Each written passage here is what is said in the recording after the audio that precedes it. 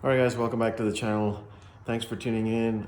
Just wanted to bring you a quick video. I'm gonna go ahead. I've got a couple of accessories that I need to return to Amazon, so I'm gonna take a trip to the UPS store. And I've got it's quite practical.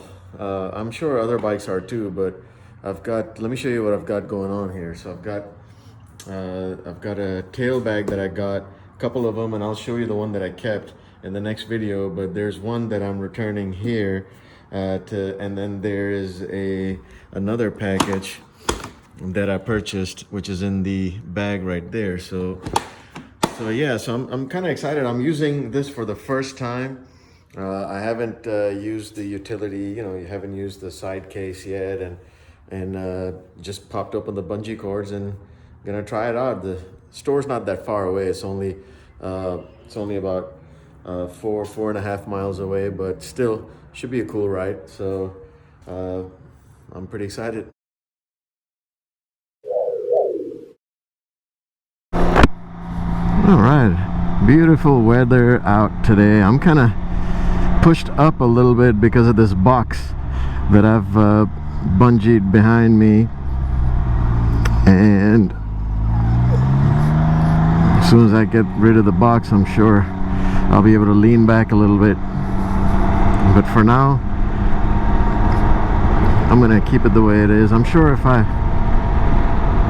took my passenger seat off,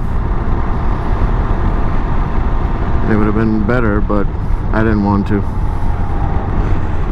so I'm just gonna leave it.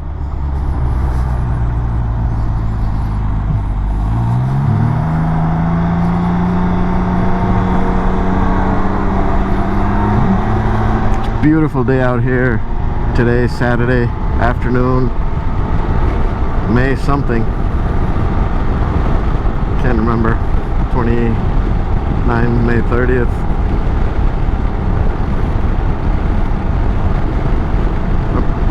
When you have a beautiful day like this, who cares what the date is? It's not supposed to rain today, but I see a couple of clouds. Anyway, I'm going to ignore them and enjoy the ride. The weather is just beautiful.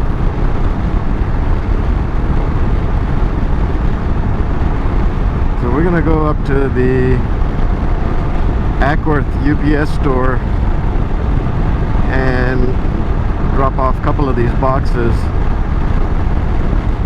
I purchased a tail bag, a couple of tail bags from Amazon.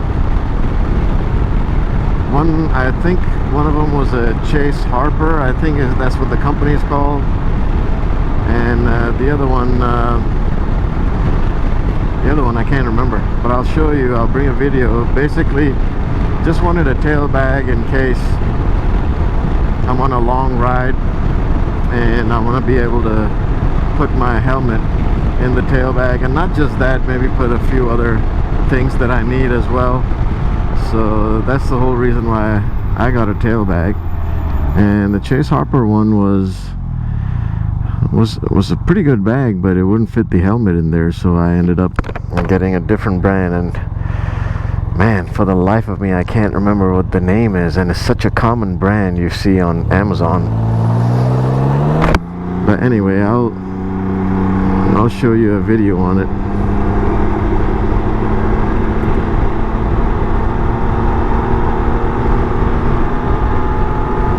I'm just gonna make it in the nick of time. I wasted all this time. The store closes at 4 p.m. and the navigation's telling me I'll be there just 5 minutes before 4 at 3:55. I'm gonna be one of those guys that walks in at the last minute, which I really don't care, because I just have to drop these off and I'll be out of there here in less than a minute. But I used to work retail, and of course I do know those customers that used to walk in. This is when I was in school, or not school, but college, early years, and working at the mall, making some extra cash, and the store closes at 9, and all of a sudden you have a couple or people walk in 5 minutes before closing, 2 minutes before closing,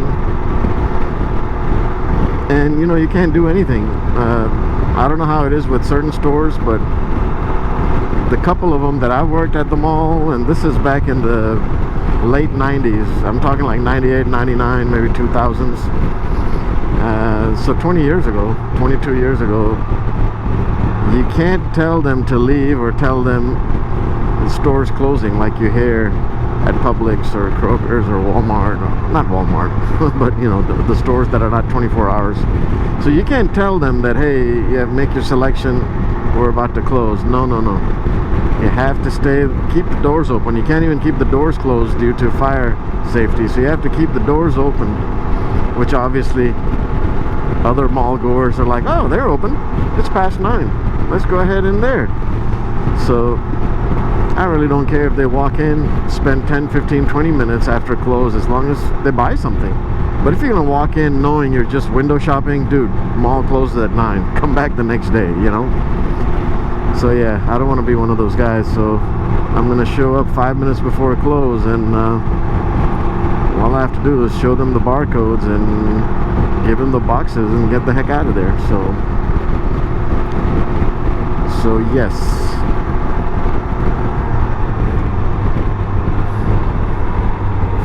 Thing is, I've never been to this side of the UPS store before, so this should be interesting. I don't think I've taken this road that many times, although I know we're going to be parallel US 41 Cobb Parkway pretty soon. I've been in that area, I just don't remember taking this road before.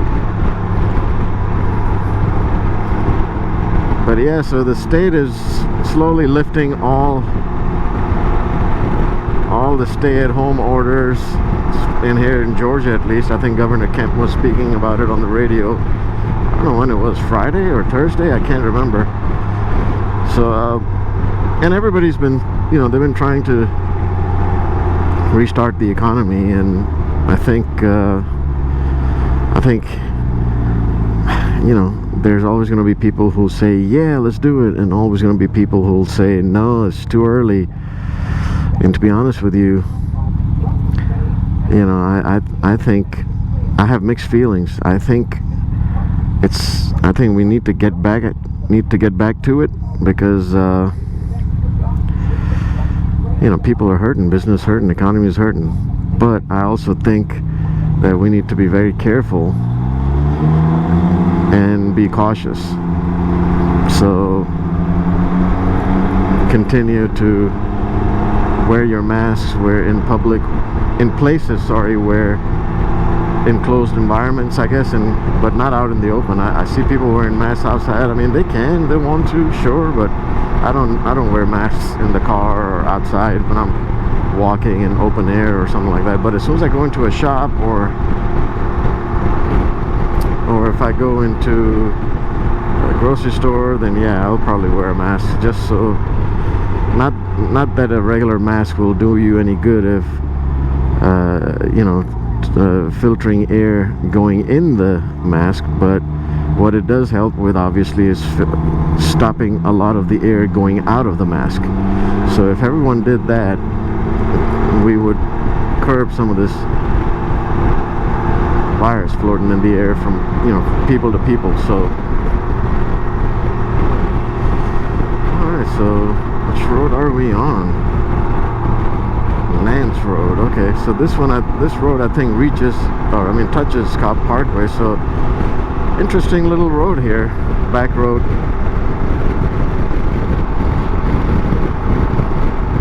We've got a golf course back here, something cobblestone or something golf course, cobblestone golf course. Okay, I didn't even know they had a golf course back here. Look at that.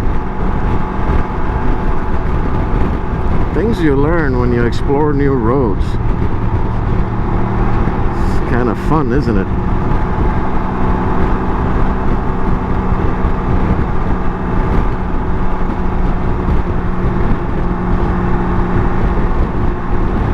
I am scooted quite a bit forward because this box is just pushing me forward, pushing my back forward. So once this box is gone, I will be a lot more relaxed.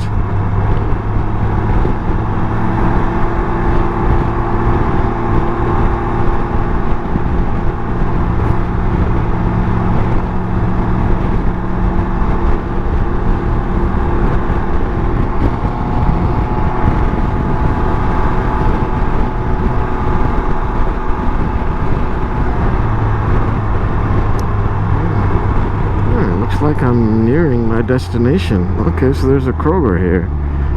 That's where it is. I was wondering what shopping plaza it's going to be in. So yes, here I am. Let me go ahead and get this package given to them.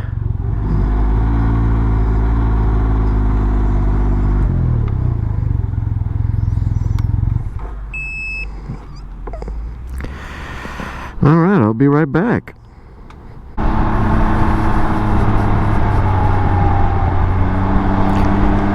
know I've said this before, but man, traffic is picked up.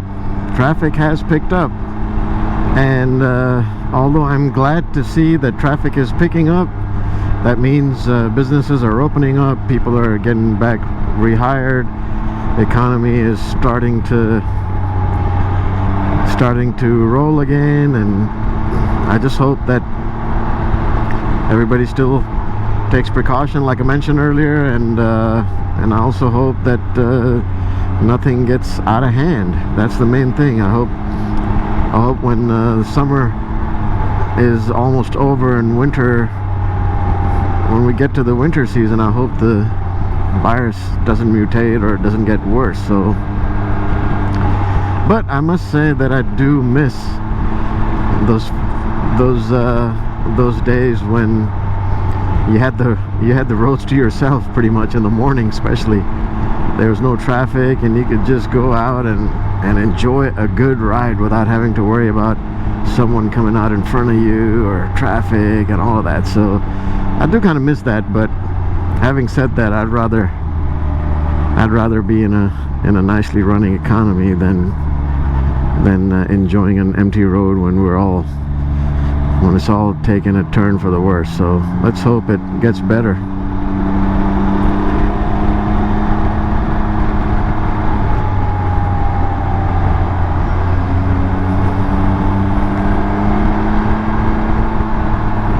Fire station right here. Okay.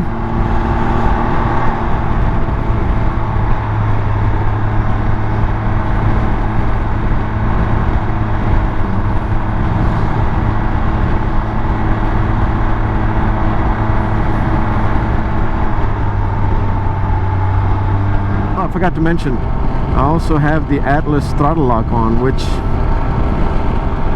worked great on my previous bike. Over here I had to make some adjustments because apparently on the Ryker you could get the top or the bottom mount, so I didn't want to spend another $135, so I kind of worked with what I had, and yeah, I mean, so it works all right, but I had to shave off the sticker a little bit, put a couple of them in one go, and because, you know, the piece right here uses kind of friction to hold the throttle in place, and this was too smooth. So yeah, I mean, you have to play around. This Atlas throttle lock, I do like it, although I think it's a little overpriced at $135, but there's a lot of cheaper options out there. I kind of like it better than the throttle lock at the end, and you know, I mean, it's keeping the speed as best as possible constant. Because do remember, the Atlas throttle locks are not you know, I mean, the only time where a cruise control will keep your speed constant is if it is an electronic cruise control that the manufacturer has installed. But anything like this, which is a throttle lock, obviously your speed will change depending on, you know, the elevation and the hill coming up, you know, up or down depending on the road and all of that. So, or you know, depending on at what point you put your throttle, locked your throttle, if you're, you know, depending on that speed, if you know how much of the throttle you had open is what I'm trying to say, and then you put the throttle lock on there, it'll go to a different speed where that throttle lock is meant to be at, the speed is meant to be at, according to the how open the throttle is. So, but I like it. It does the job. I don't use it a whole lot, but on longer trips it's come in handy, or if I just want to give my arm a rest for a minute or two, that's where it comes in handy, so it doesn't cramp up. But yeah, so anyway, guys and gals, I do appreciate you joining me again, and please hit the like button, hit subscribe. Many more videos to come now that I have my motorcycle back and I am enjoying it. So thanks again, and until next time, be safe.